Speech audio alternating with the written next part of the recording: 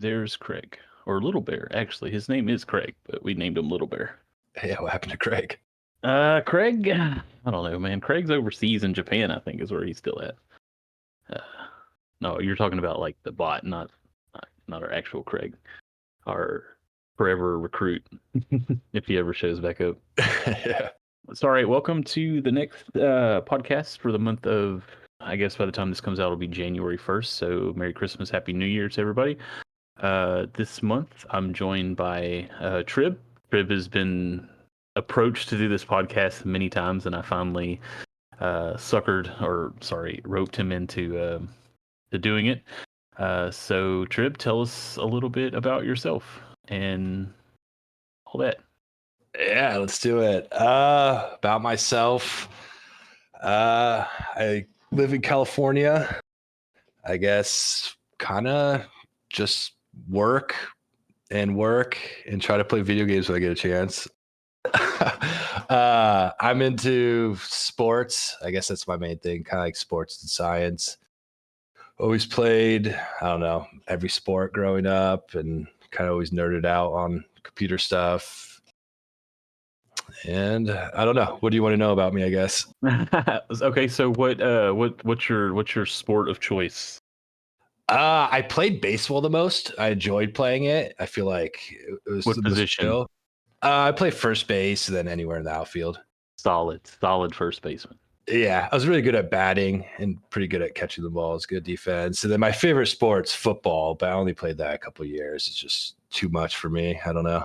So you do watch like professional sportings, sport balls? Yeah.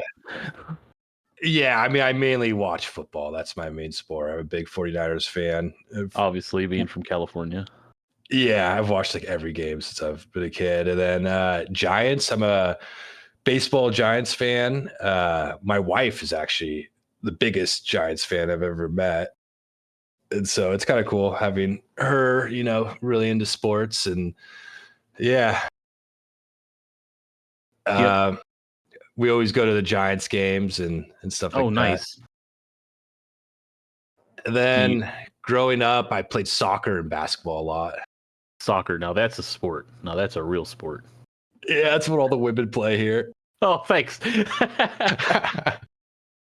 No, that's cool. That's cool that you're in the sports and a little bit of video games. And obviously, I mean, it's no secret you have a little one that kind of keeps you away from us every once in a while, but that's okay. I've been there, done that.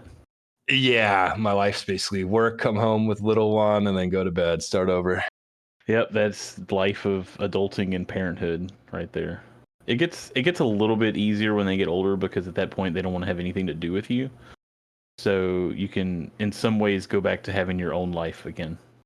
Yeah, she's a year and a half now, and so now she's actually at the stage where she likes to just go like entertain herself. So yeah, I get a little more time. But that's the thing; she's walking now, so she gets up and falls over. So it's like you still have to keep an eye on her. Yeah, it's like look. I'm just gonna say this: the babies are terrible until they're mobile. Like once they can kind of get around on their own, that's when things get really fun. Everything else is just like they just sit there, they cry, you pick them up, they cry, you feed them, they cry, they just cry. Yeah. But like when they're mobile, that's what it's like. Okay, now we got to stop them from sticking their finger in the light socket. So that's where the real parenting goes. I recently just went and capped all my light sockets, so she can't do that. Dude, I didn't. No fear, dude. We didn't do any of that stuff. Oh man, we were the worst. But no, it's that's good. Little ones are great. Are y'all planning on having any more, or are you just gonna stick with one? Yeah, I mean, I want a second one. I feel like I've heard it's easier having two because they entertain themselves. They play together, so I kind of want that, but we'll just see how it goes, I guess. Yep. Well, you gotta get out of California. We'll just throw that out there. Just leave California. I know, right? Come to Texas. It's great. We accept all Californians, and we don't judge you too much. It's funny though. Every Texan who comes, like we get a lot of reps from Texas. They always go, "Man, I'm sorry to say this, but I loving this weather to get out of Texas." Now that's the thing. It's like you're in the Bay Area, right? Yeah. Where it's like 72 degrees year round. Pretty much, yeah. Yeah, that would be ideal weather. Is to just be like a nice 72 degrees constantly. Yeah, I mean, it's that's like what my air conditioner set on right now, 72. you have your AC on right now? Oh, Like what well, we yeah, said? I'm in Texas, dude. Oh my God, I could imagine that. But yeah, it's kind of like nice, warm sun, and then you have like that cool Pacific breeze coming in like an AC, so it's like a good mix. Yeah. Yeah, I'd like to, like, for me personally, it's like I'd like to have the windows open and just Yeah, let like the outside air kind of blow in, but it's miserably humid all the time. So that's not a possibility. I don't want to drown by the air, so yeah, we I've have the been air to conditioner running. Florida and the Caribbean and all that, so I've been in the humidity. So do you like to travel, or is it just a work thing? Uh, I don't travel too much anymore, but when I was younger, I traveled a lot. My dad, he was basically like a pirate and lived on a boat for his like whole life, travel like sailing the world. And so growing up, he made us kind of go around to a lot of places. So I've been around. Oh, that's really neat. I mean, living on a boat, traveling the world, man, that's the life right there. Yeah, 15 years he did it. No school, nothing. Oof. Tempting. It's really tempting.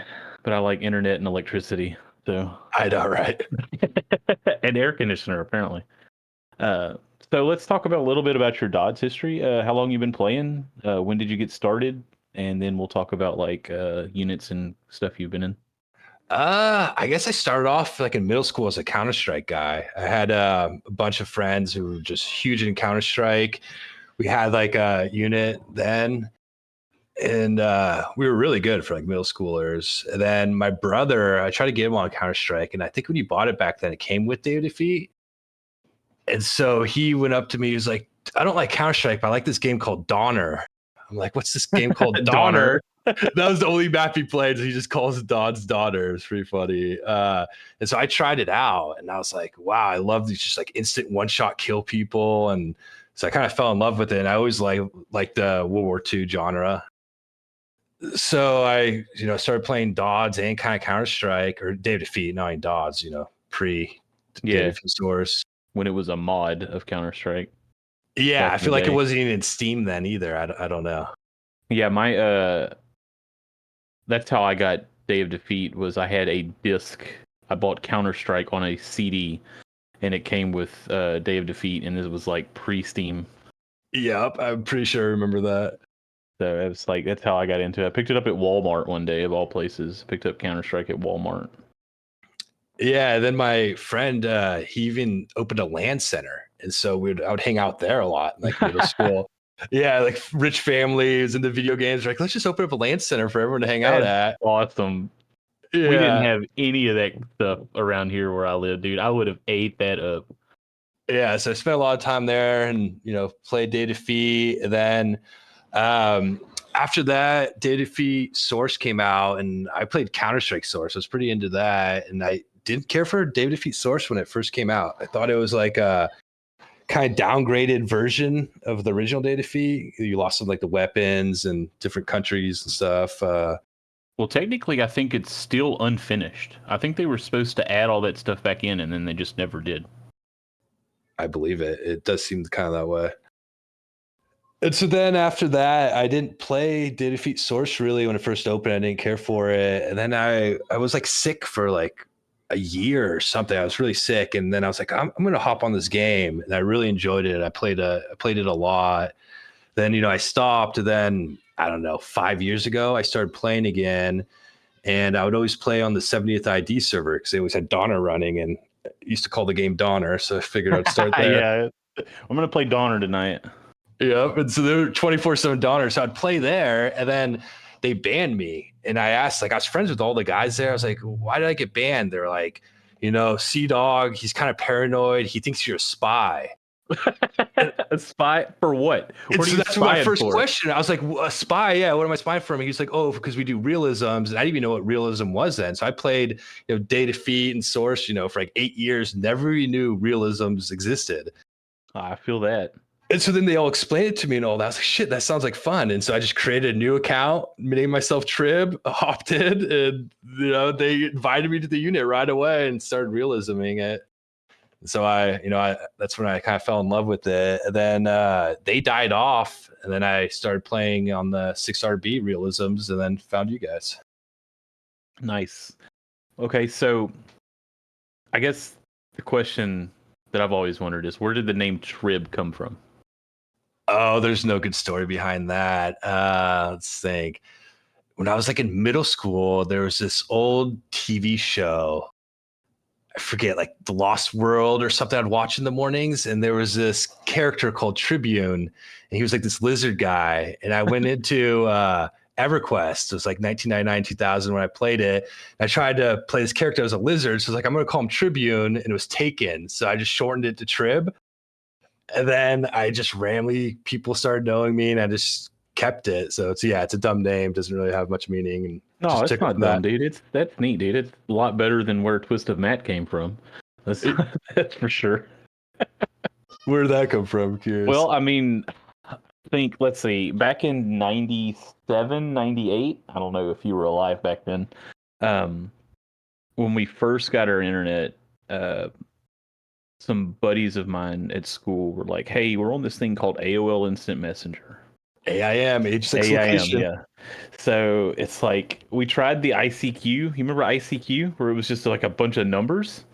Nah, Um, I don't think so. that didn't last very long for us. But it's like, hey, you should get on this AOL Instant Messenger. And so I was like, okay. So I had to make an AOL screen name for AOL Instant Messenger. And I was a big wrestling fan at the time. My favorite team was the Hardy Boys, and Matt Hardy's finishing move was called the Twist of Fate. I was like, well, I'll just do Twist of Matt. Yeah, That's it's good. and so that's kind of where that come from, and it's just been the same forever. I mean, that's just what I've stuck with, and every once in a while I'll use Beyond the Mat, uh, and that's kind of a play on an old wrestling documentary by the same name, just minus a T. Um, but it's just sort of just stuck as just always Twist of Matt. That's what I Yeah, do. how old are you? In 97, 98, I was probably 13, 14, maybe. If it's Yeah, so 83 and then you're like 13 my years. Yeah. brother's age, and he was huge on wrestling. So I kind of grew up with my brother big on wrestling. So I didn't watch it really directly, but indirectly, I was always around Dude, it. I grew up watching wrestling in like the peak wrestling era. Like Yep.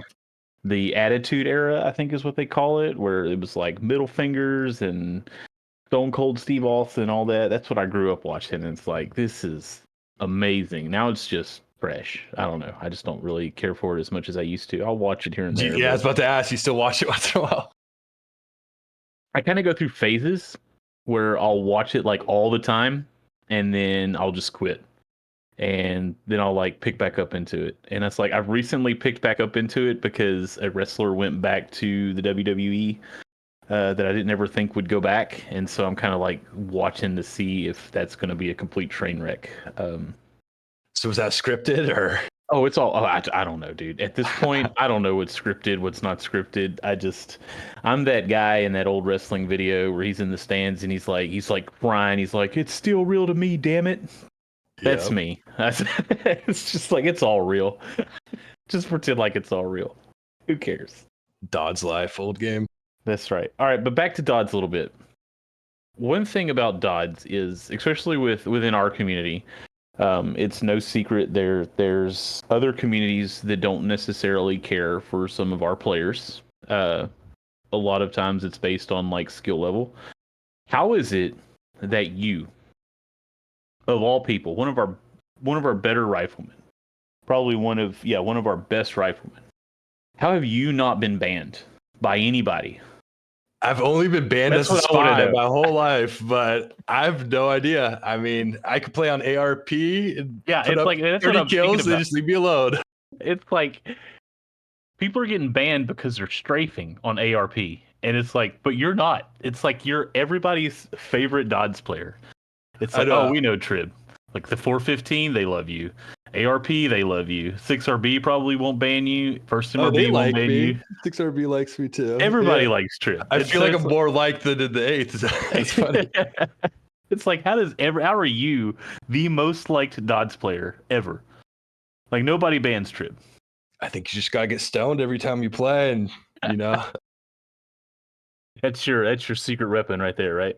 Yep, just get stoned. I've no idea. I feel like I don't cause conflict with people too. When people are just going off or whatever, I just ignore it and Well, just I play know the game. yeah, before you like joined us, it's like you would just come and play. You really wouldn't say much, and you just play the game and come and go. And yeah, like you said, just never really cause any trouble or anything, and just do your thing and participate and call it a day. Yeah, I mean, when I smoke, I'm kind of in my own little world. I don't like to talk too much or too much. So I don't know if it has something to do with that. Yeah, that's just blows my mind that you of all people haven't been banned by Lady Squirrel. It's like I think you're just jealous. She loves me more. a little bit. I mean, I'd love for her to tell me to have an acorn. Not gonna lie. All right, so look, okay, I just had a question I was gonna ask you. All right, so recently you've just started growing, right? I mean, you've mentioned Yeah. that you're smoking, so now you're growing. You still growing? I mean, you just grow a certain type of year, then it ends in like right before Halloween, you harvest it and dry it and stuff. So not growing currently, but I did this year. Oh, so it's not like a year long thing that you do? No, no, it's I forget because my friend had set me all up on it. It was my first time doing it. I think you start in like June or something, and then by mid October, it's already. Well, you could build a greenhouse, I guess, and Yeah, get you you could some of grow it those indoor, but ultraviolet lights. I'm not gonna do all that. I just want to put that out in the California sun and just let it grow. Just let it grow out in the sun. So are you coming? Are you like gonna experiment and like come up with your own strain or whatever it is that weed comes as, and like come up with your own? I No, guess. I'm way too much of a stoner to put energy into that. I just no, I mean it's a little difficult because you have to give it like fertilizers. It's like each stage is like a different fertilizer, and Hmm. so you're always trying to like figure out what to give it. And then if you grow it too long, the caterpillars come in like November, and so you have to like they eat all your buds. And so it's definitely kind of like a pain. It's a lot of energy into it too. And then having people over, like relatives or neighbors or friends, it's awkward having weed plants in your backyard. So like I put them on wheels and I'm like trying to like slide them or like across my property, like hide them when Dude's, people come over. dude's growing weed in some Home Depot buckets. For That's what he's. real. That's what he's doing. He's growing weed in Home Depot buckets. My neighbor actually had some. I mean, obviously I'm in Texas. It's illegal here. One of my neighbors had some growing in the backwoods behind their house. That's pretty fun. Nice. Yeah, I guess it turns out my neighbor next to me grows like 20 plants every year. Well, I guess that's one way, so you don't have to buy it. You just grow it yourself. Exactly. And I didn't realize how much you get. I have like 20, 32-ounce jars just filled up from 2 plants. Nice. I'm like, how am I supposed to smoke all this? Well, I guess mail it to Texas. That's all I can say. I have given away so much of it. You should sell it. Oh, you can't sell it here. It's grown so much. You could buy it in stores, you get delivered. It's just, it's so hard to, it's It's worth like nothing now. it's like growing tomatoes. You just got to give it away. Exactly. Weed is the new tomatoes in California. Yeah, supposedly all the industry, they're all losing tons of money and they're all shutting down and stuff just because everyone's growing it, too much supply. Yep. Not enough demand, too much supply. Yep. It happens. So, you're a nerd. You work in audio video, right? Yes. It's neat. What's the and you've told me some of the things that you do. You work for some high-end clientele. Um so we'll nerd out here for a second. What's the coolest thing you've ever sold or installed? Uh, oof. I mean, most of our projects are just, putting audio video into an entire house and kind of, you know, making it all work on an app and stuff and big theaters. The coolest ever. We did a really large video wall once, which was pretty fun, but that was just for a conference room. So it wasn't that exciting. We did like a starry night type thing for some actor, Coppola or director or something. blanking on the name, and it's like a whole bunch of like lights that looks like the sky when everything's off and just the lights are on. And Oh, neat. at like a winery, we did that.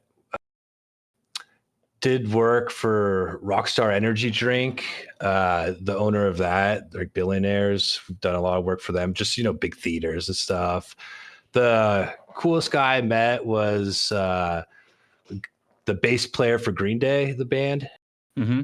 That was kind of interesting because I didn't really know, because his name was like Mike Pritchard on the invoice. I think he goes to like Mike Dirnt or something like that. And when I went over there, I didn't really know. And then all of a sudden this guy like comes out with his whole like entourage of people. And then I was like, who the hell is this guy? And someone told me it was a Green Day guy. I was like, oh shit. And so then I had to interact with them for, days, going over. I was making someone else actually did his home theater, and they hired me to create an app where he could control his whole theater, from his phone. And so I went out there to do that. And so, I had to sit there with the graphics and like be like, does this work for you? And show them how to use it and dumb proof it for them and all that. So that was like a cool experience, I guess. That's neat. That's neat that you've gotten to like meet, like, I guess, famous celebrity type people. Yeah, then we actually just did another one for one of Gavin Newsom's, the governor's relatives, which is a little awkward, but it's like, it was hey, weird. can you tell your guy to maybe clean up the streets of San Francisco a little bit? Come on now. I know, right? And then too, the wife just like walked out and it was like, hey, can you watch like my 3 and 4-year-old kid? I gotta run errands for like 40 minutes. I'm like, this is the governor's nephew and niece. Just ask some random dude to watch him. I was like, sure. You're installing their TV and babysitting their kids all the same. Yep. I hope they paid you double for that. Yeah, I mean, right. Because that just doesn't seem right. But yeah, I would say some commercial bars like Olympic Club, golf course, and all that. They hired me to create an app for their bar to work. I had to make a layout of 20 TVs and audio zones, so the restaurant employees could just look at a TV, click it, and click a source, and it just appears and route the music and all that kind of stuff. So neat. I know I've always made comments that I wish you were kind of in Texas so that you could be my audio video supplier for the school district, but I don't think I could afford you at this point. Yeah, we are at pretty expensive. And then that's like you're doing some very high end jobs. It's like, I just need a television mounted and a HDMI cable. yeah, that's the shit we try to avoid. But then, all of it works through all the apps, it's through a network. So, I install the networks to configure all that stuff. So that's where I get into that field a little bit. That's my bread and butter, is the networking. See, that's what we should do. You should come to Texas. We can team up. I'll do the networking piece, and you could do like the selling and the audio video stuff, and we can hit all the rich folks in Austin or whatever up and make a ton of money, and then sell the company and go live on a boat for 15 years. I think that sounds like a great idea. Yep. I know Tweak's an IT guy too. Maybe we can rope Tweak in. Yeah, I've talked to Tweak a little bit. But yeah, actually, get him on this podcast too one day. I like networking the most of all of it almost. But now I'm a manager, so I only go out in the field to fix people's issues now. But I didn't give up the networking part. I didn't hire someone to do that. So I still, configure all the networks so the guys employ them and then deploy them, and then I just remote in. Yeah, we're about to do. We just passed a bond to build some new buildings, so I'm going to get to kind of like build those sections of that network up from like scratch. Like nothing is in place. Like from like positioning of the closets where the drops go in the room. So basically like a new construction project. So I'm kind of excited about that. Nice. Yeah, that's exactly what we do. We just closed our biggest job ever, guys. $700,000 for network AV and like shades, motorized shades. I want to pay like a fraction of that. Yeah, so I don't know what it all entails, but I'm sure it's gonna be a massive network. It's like a $30 million house or something. I'm just sad because the my choice of Cisco switch is end of life and they don't sell it anymore. So I've got to Catalyst, or what's end of life? I like the 2960X is like a solid switch. But they've moved to this new like modular platform with the 9200 and 9300 series. So where like you buy like the chassis, and then it's not really a chassis, but you buy like the the hardware, the Yeah, appliance. then you could put in like SFP or Yeah, you can put in RJ45 or like whatever. different modules. It's like if I need 10 12 gig or 10 20 gig ports or whatever, and 12 1 gig ports, it's like you can mix and match all these different modules, which, in the grand scheme of things is fine, but I don't like change, and I like my 2960Xs. They're just solid. They stack, and they just work great. So Yeah, we always just do the CBS 350s, like those business Cisco hmm switches. I haven't done the Catalyst ones yet. oh, dude, I love it. That's just I just hope that I just hope that they haven't changed like the commands too much. Like when they went from PIX firewalls to ASAs and everything changed. I hope that it's not going to be too big of a learning curve because I'm getting old and I don't want to learn new things. I know, right? I heard they're coming out with a router though, Cisco, because they kind of gave up on their business routers for a while. I'm kind of sick of MikroTik. It's hard to teach other Oh, people and and stuff. I got a guy that can help you with MikroTik. Like he will, I think he's literally on their webpage as somebody that you can contact. He loves their stuff, and Yeah, I mean it's open. You could do whatever you want, but it's tough because it's like you want to change some setting or make a VPN in, and then you have to like rewrite the firewall. It's like fuck. the reason why he got into MikroTik is because he got so mad at like the lack of quality in the hardware of Ubiquity. Like just the fact that like their flash would just die in their devices that they were using, Yeah, and like and, their and switch dead. they post on MikroTik's website. It's like mean times before failure is 22 years on them, so they just chug forever. Yeah, and so it's like that's what he likes. It's like, and he's kind of me at another school district, and he went with an all Unify install, and he's slowly been replacing the switching with MikroTik, and he definitely, and Unify didn't ever really have like a layer 3 like top of your rack good appliance other than the USG. I know everybody that's listening to this is like, what are these guys talking about? But this is what we do. This is what we do. But there's just no like top of the rack solution that Unify has that's like really, really good. They want you to use the Dream Machine, but that's a piece of trash. Uh, Yeah, and so that's what he's we mainly bid against is Ubiquity, and it's so cheap, and so it's like you have to do a lot of sales to bid against Ubiquity to explain why MikroTik's better or whatever. it's like I'll use their Wi-Fi. It's like I took out all my Cisco Wi-Fi and I put in Ubiquity Wi-Fi, but it's like that's as far as I'm willing to go with it. I don't trust them enough to go beyond just the Wi-Fi.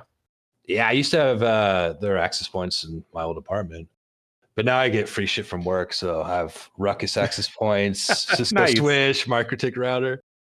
Nice. I just changed my iSCSI switches out, so if I wanted to, I could bring home this Dell uh 24 port 10 gig switch. Like all the ports are 10 gig and just like upgrade the hell out of my network at home, but it's like it's Yeah, just too much work. I don't want to that's do the that. other thing. My network at home, it's like I build clean racks at my house. It's like no, just wires hanging all over the place.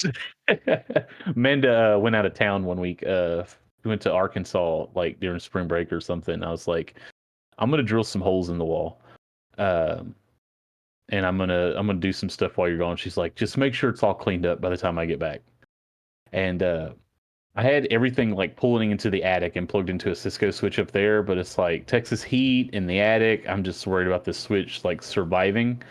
Um, so it's like me and my dad came over. We ran an outlet into like this hallway closet, and I put in a patch panel.